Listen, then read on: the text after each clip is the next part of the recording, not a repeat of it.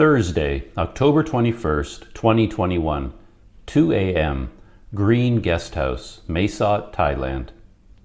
Today, I can say today because it is technically already Thursday morning, I am getting on my scooter and leaving Mae Sot for a short trip. It could be a two-parter trip, including the two towns of Tak and Kam Phaeng Phet. It could be a three-parter, with an additional stop at Sukhothai. We shall see how it goes. What I know for sure is that I'll be on the road in a few hours, and tomorrow's ride will end in Tak City. A wonderful mystery benefactor booked me 2 nights back at the comfortable SOHO Boutique Hotel. I'll spend Thursday night and Friday night there, and on Saturday morning I will ride to Kam Phaeng Phet. I'll stay there for a few days. And after that, I might loop back to Mae Sot through Sukhothai. I just spent a few minutes looking at Google Maps, and I got a few ideas for little side trips I can take today. Every time I've ridden on Highway 12, I've noticed a road that loops to the north. I've always wanted to take that road, and today I just might do that. The road loops through some nice countryside nestled between the mountains. In addition to the nice countryside I expect, there is a river, a nice resort, and even a fancy coffee shop called 227 Coffee. The loop, as I've mapped it out, comes to between 20 and 25 kilometers. I've also long wanted to drop by the Chao Por Poo Shrine. I've ridden past it so many times, but I've never checked it out. I will do that today. And I hope to drop by the original Musser market. On top of all that, there might be a lot of new landslides on the highway. And then I have the SOHO Boutique Hotel waiting for me at the end. It could be a full day. Friday, October 22nd, 2021. 3:45 a.m. Room 312, SOHO Boutique Hotel, Tak City, Thailand. I wasn't wrong when I said it could turn out to be a full day. That's exactly what it turned out to be. Departure was smooth and enjoyable. I packed my big backpack precisely and carefully. My one concern from previous trips is that with the big pack hanging over the back of the scooter, it might cover up the signal lights and the brake light. To help prevent that, I introduced a third wrapping technology. Once I was done packing and wrapping with my usual waterproof cover and straps, I then took some of my rope and wrapped it tightly around the whole thing to make it as small and neat a package as possible. I believe this kept my rear lights visible. I tried to be as organized with my day pack, but as the day's events played out, it became clear that the Pocket 2 camera has also completely disrupted my usual day pack packing style. I had a system and routine worked out for when I was using just the Hero 7 and the Hero 9, but now that I was also occasionally needing to get at the Pocket 2, my systems fell apart. And I found myself fighting with my day pack all day long as I needed to find items that were buried deeply underneath other items. It was a bit of a mess, and this mess really caused a problem as I entered the city of Tak itself. But more about that when I reach that part of my story. A related issue is my passport. Leaving from Mae Sot, it is almost guaranteed that you will need to present your passport at a checkpoint. And I ended up having to get it out twice on this trip. The convenient thing to do, and something I've done in the past, is to simply slip your passport into a pants pocket for the day. Then you have easy access to it. However, this is simply begging for disaster in the form of damaging or losing it. It's always better to keep your passport not only in the safest place possible, but always in the same place.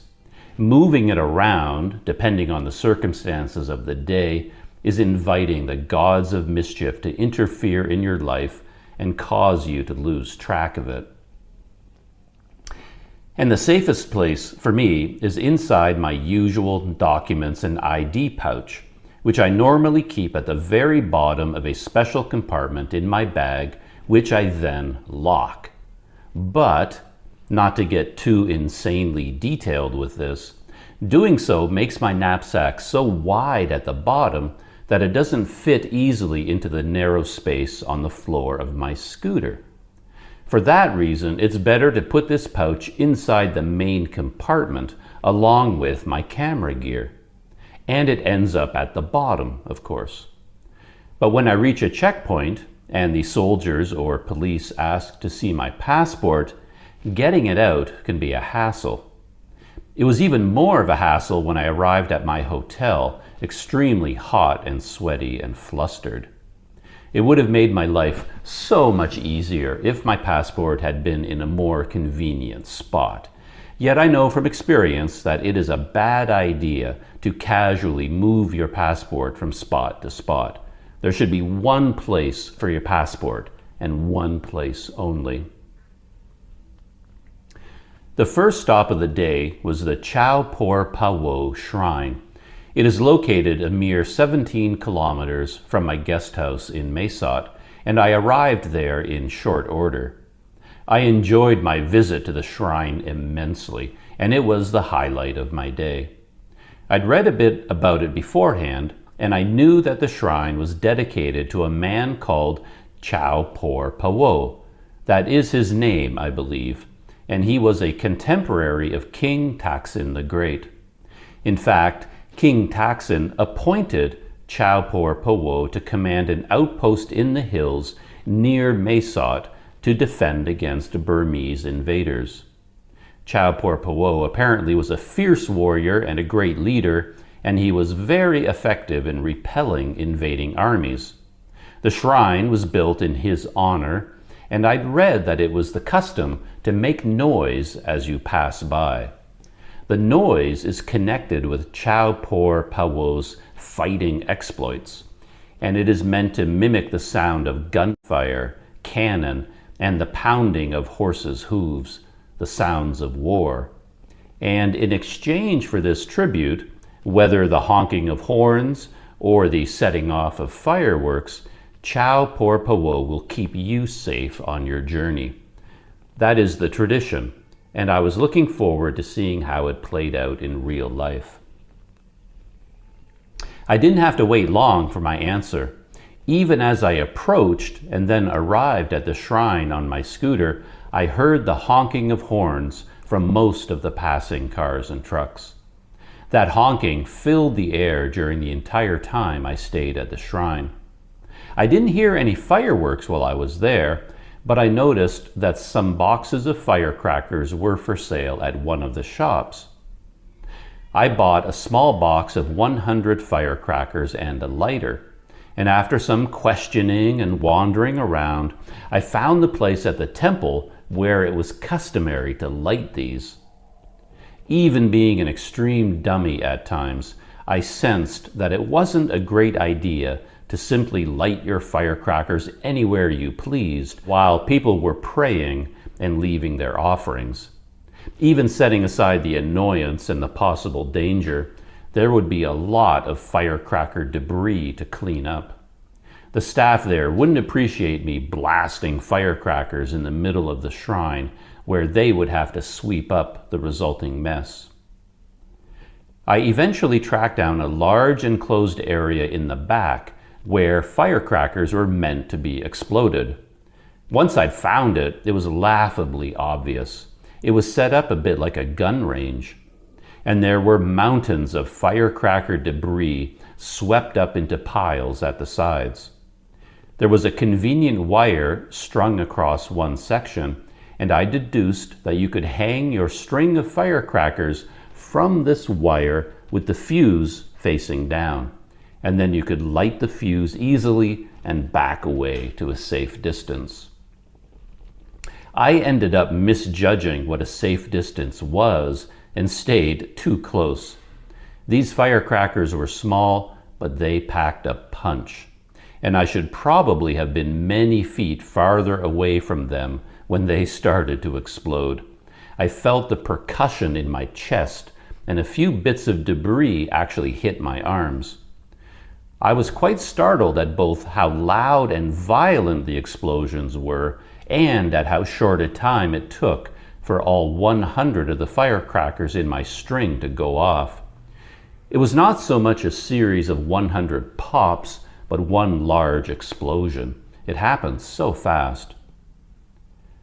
I don't know if the spirit of Chao Por Poo appreciated my efforts and my tribute and bestowed me with a safe journey, but I certainly enjoyed the experience. I can't even remember the last time I lit my own firecrackers.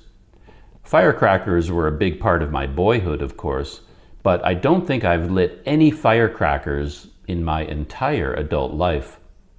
I'm probably forgetting a time or two, but it seems like these were my first firecrackers in 40 or 50 years. I spent quite a bit of time at this shrine, taking pictures, shooting video, reading about the history of the place, and then setting off firecrackers. I even found a trail at the back that seemed like it might go up into the limestone hills and to a large cave that I spotted. The trail didn't actually go to the cave, but all of this together amounted to a lot of time. The next small adventure of the day was the trip into the countryside, which I dubbed the Loop to Nowhere. That was a wonderful, if short, ride.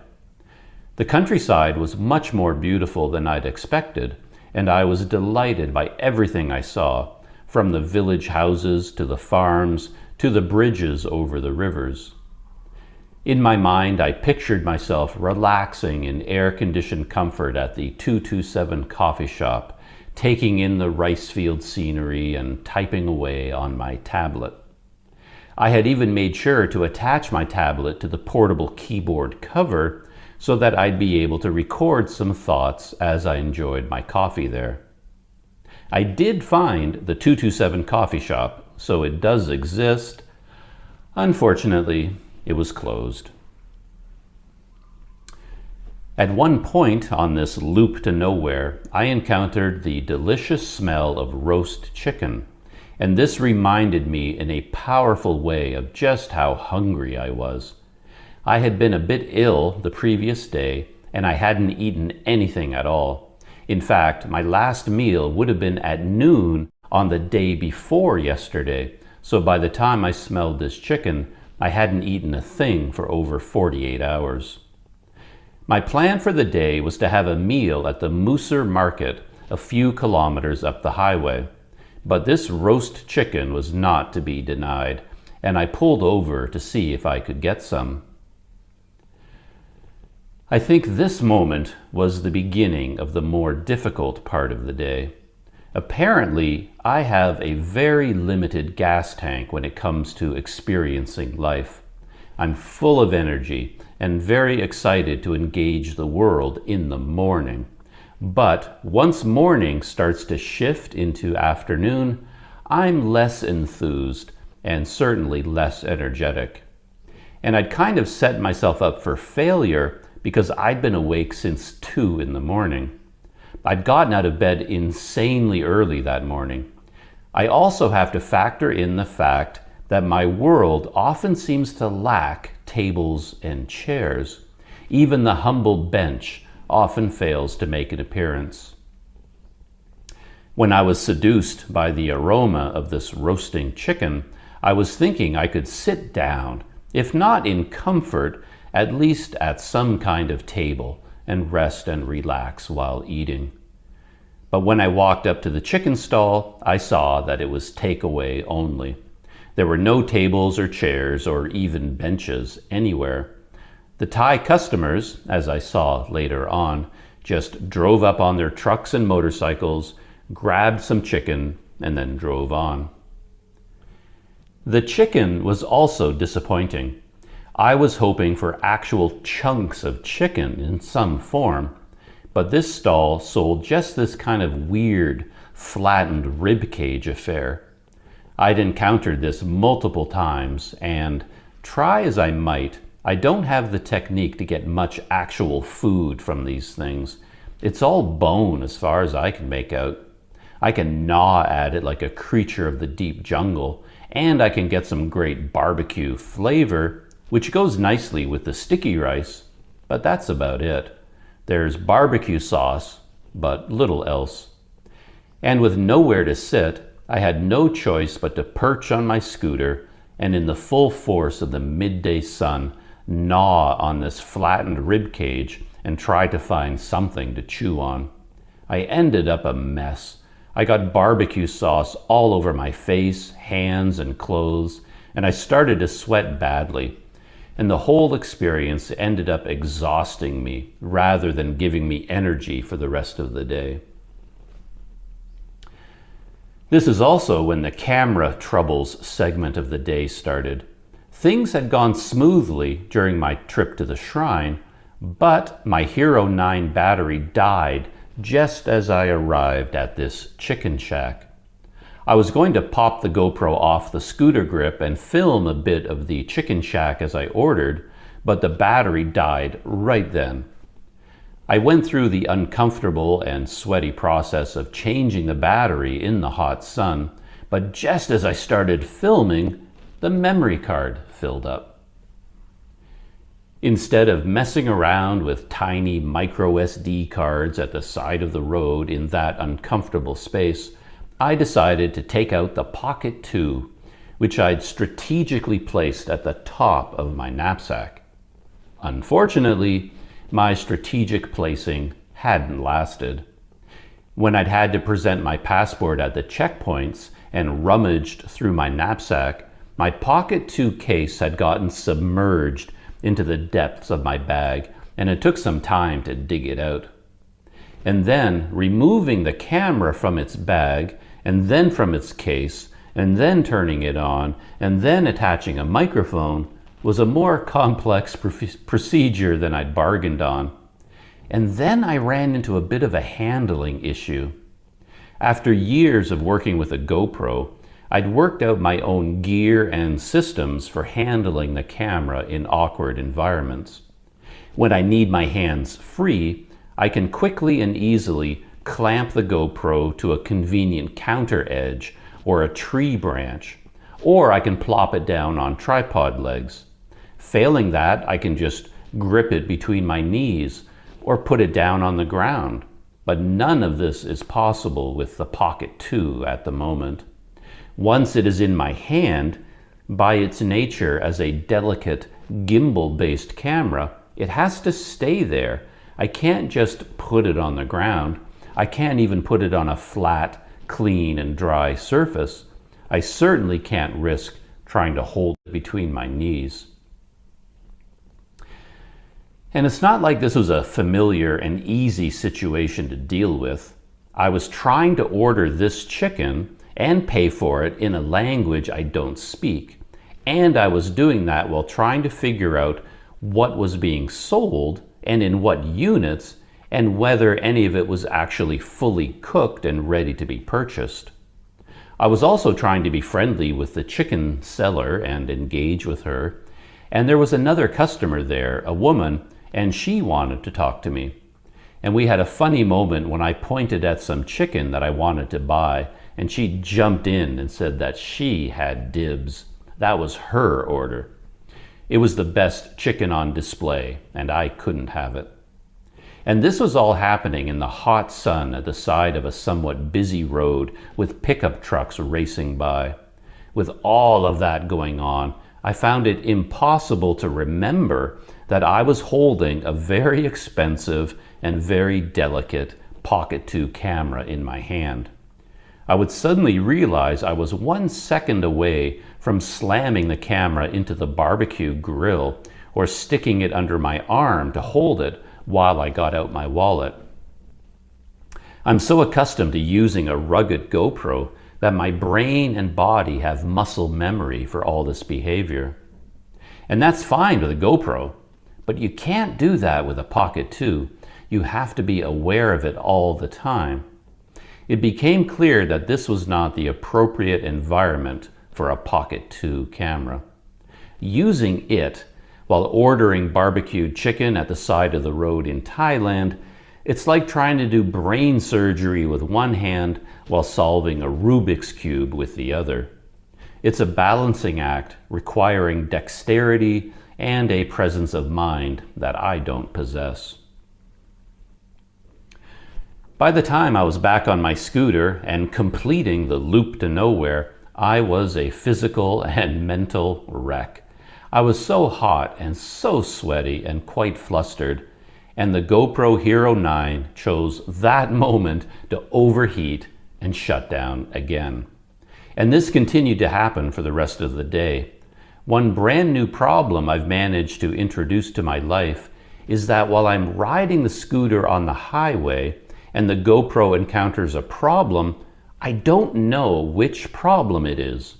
The GoPro emits a loud beep and a warning message will appear on the screen when it shuts down. But I can't look at the screen to read the warning message while I'm riding.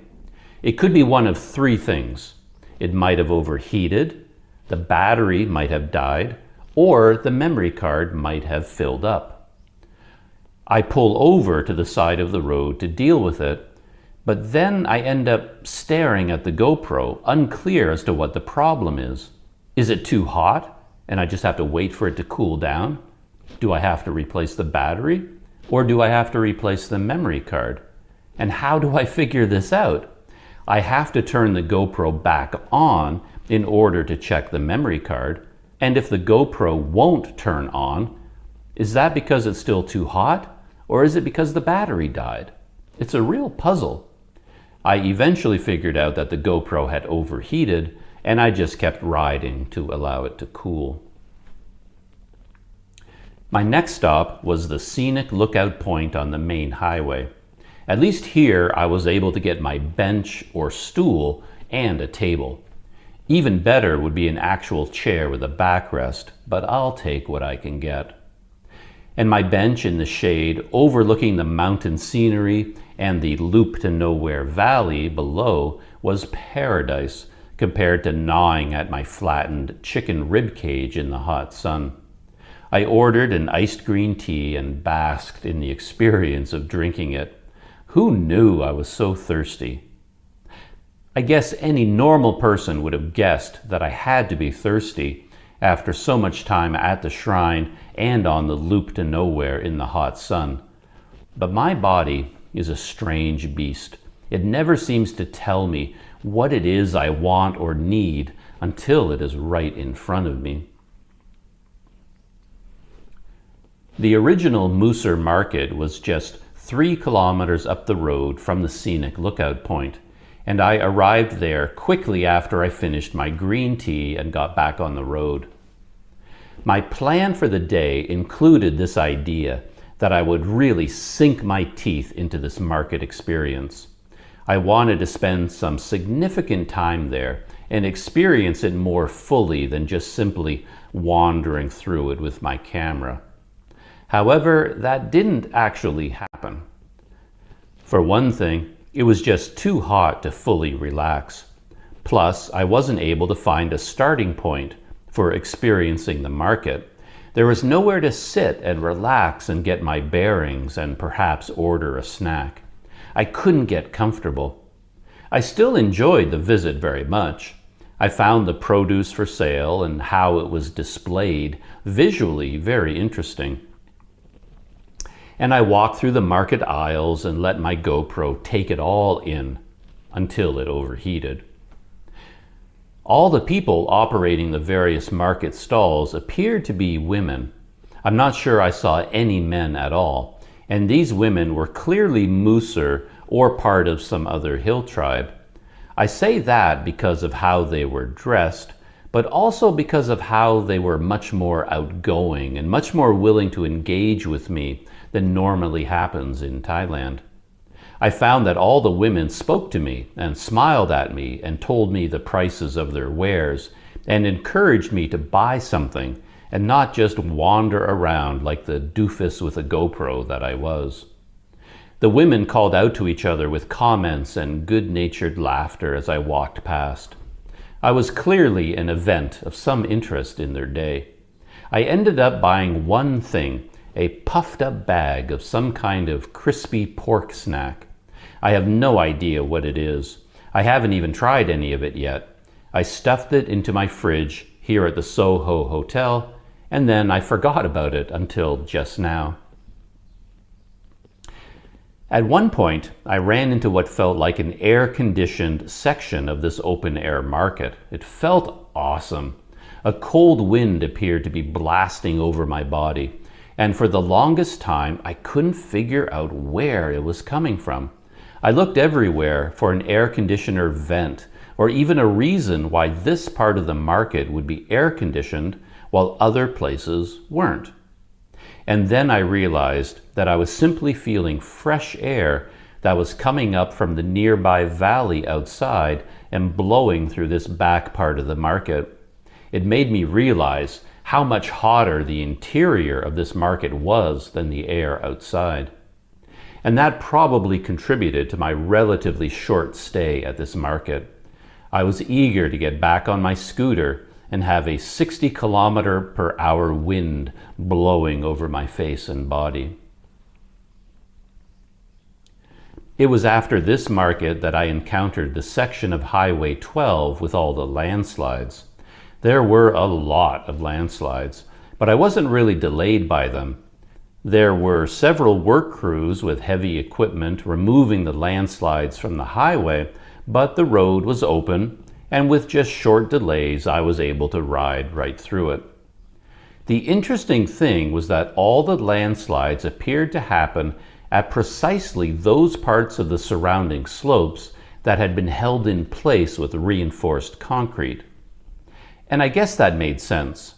Those areas had been reinforced with concrete precisely because they were deemed to be the most at risk for a landslide occurring there.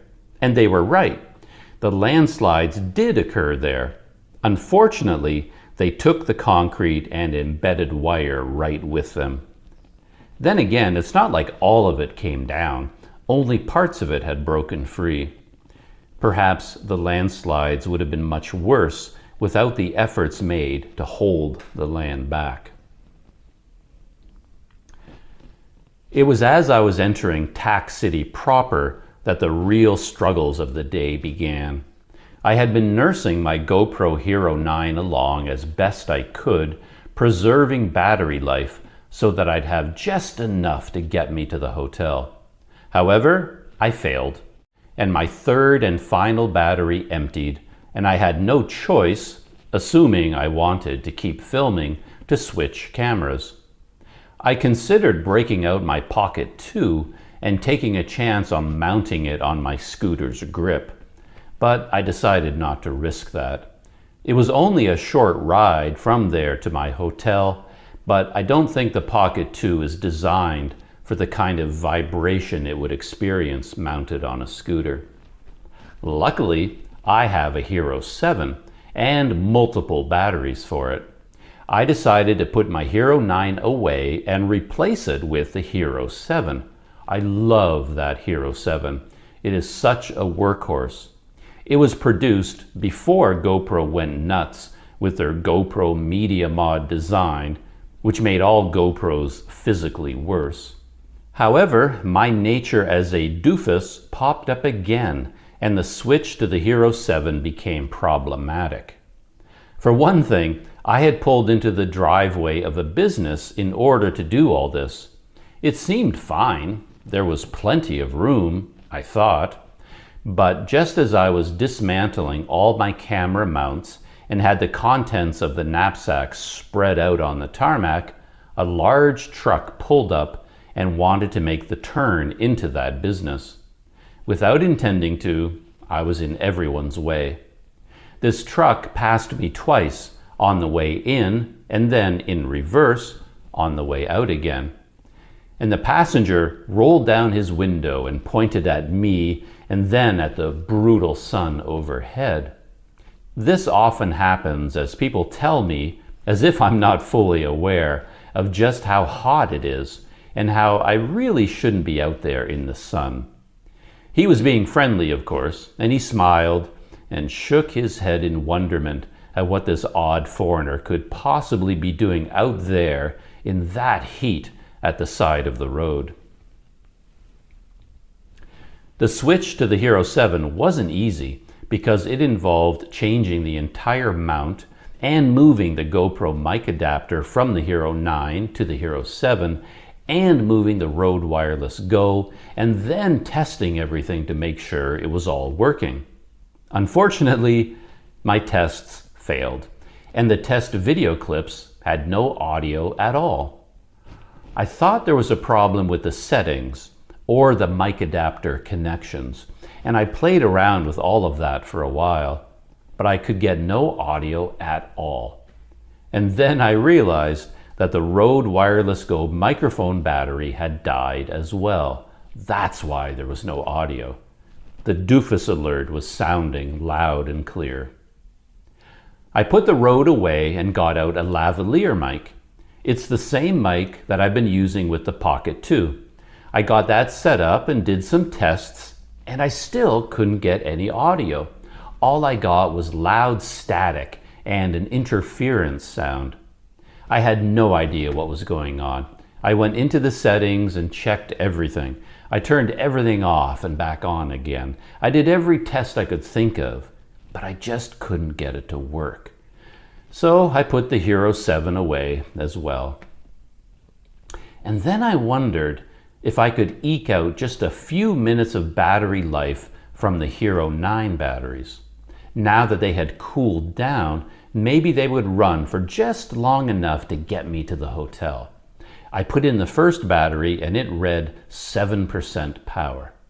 I quickly got set up and got back on the road and started speaking into the camera to record a brief conclusion to the day's events. But mid-sentence, the GoPro shut off.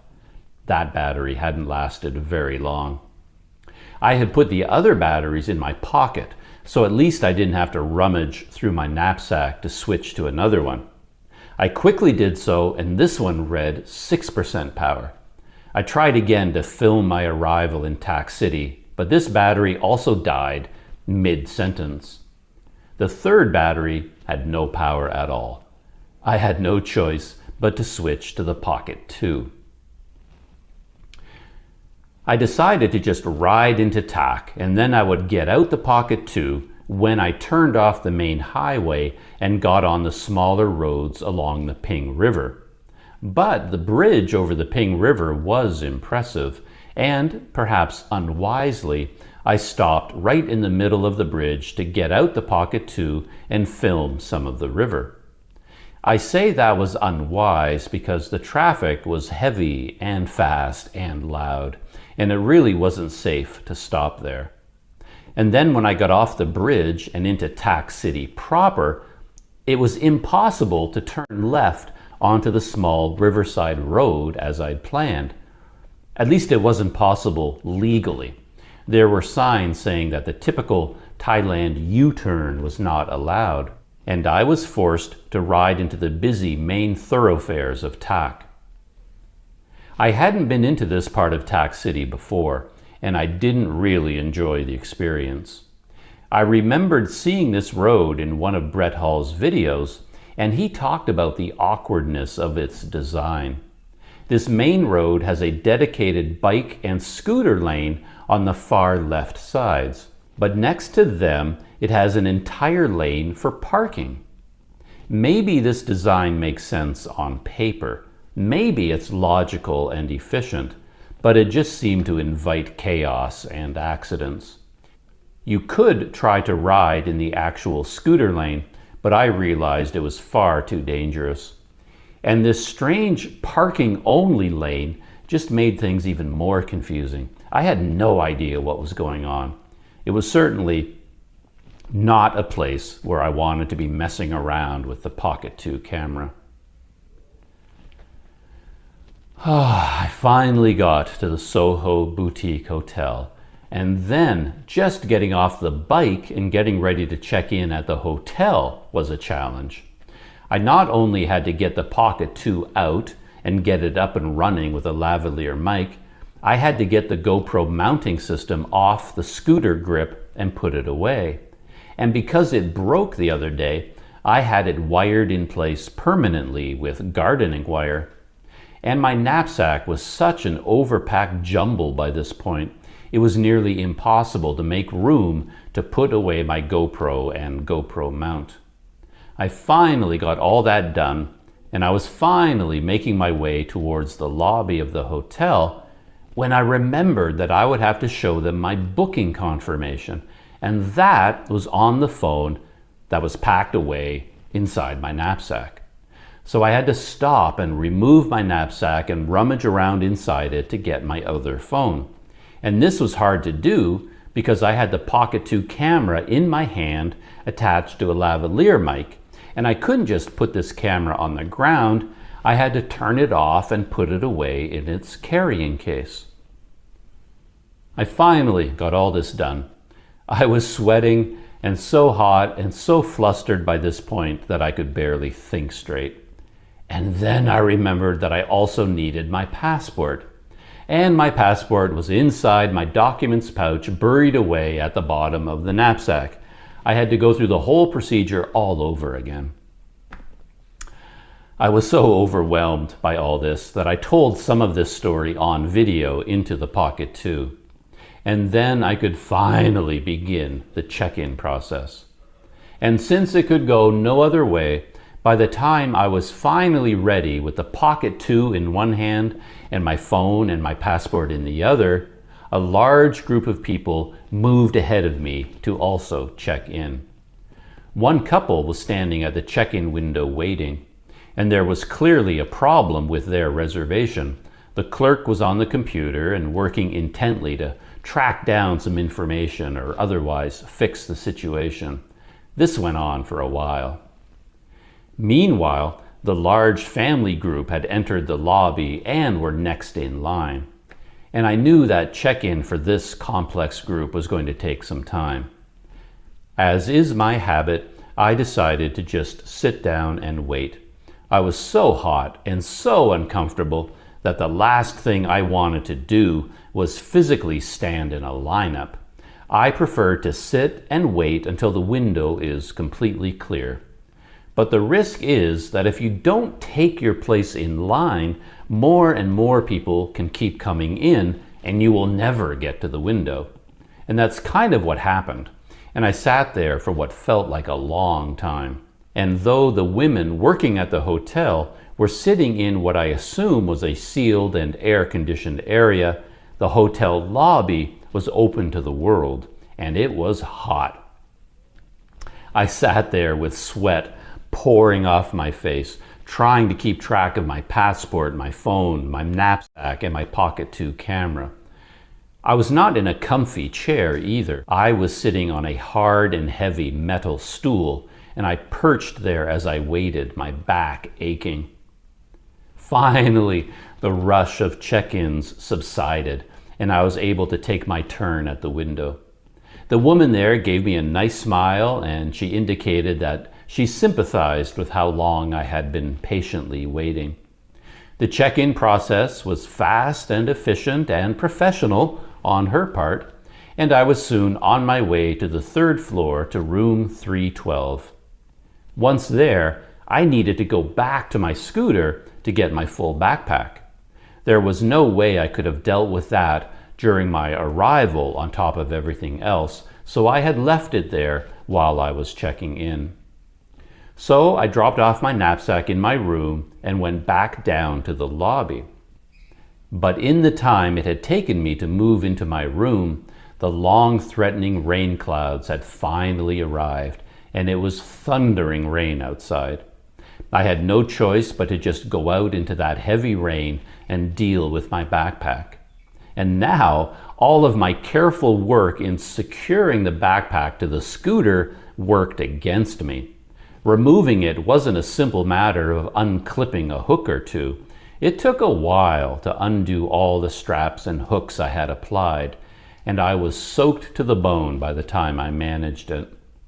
On the positive side, I hadn't brought the Pocket 2 camera with me, so I didn't have to worry about it getting wet, and the soaking from the thunderstorm felt refreshing.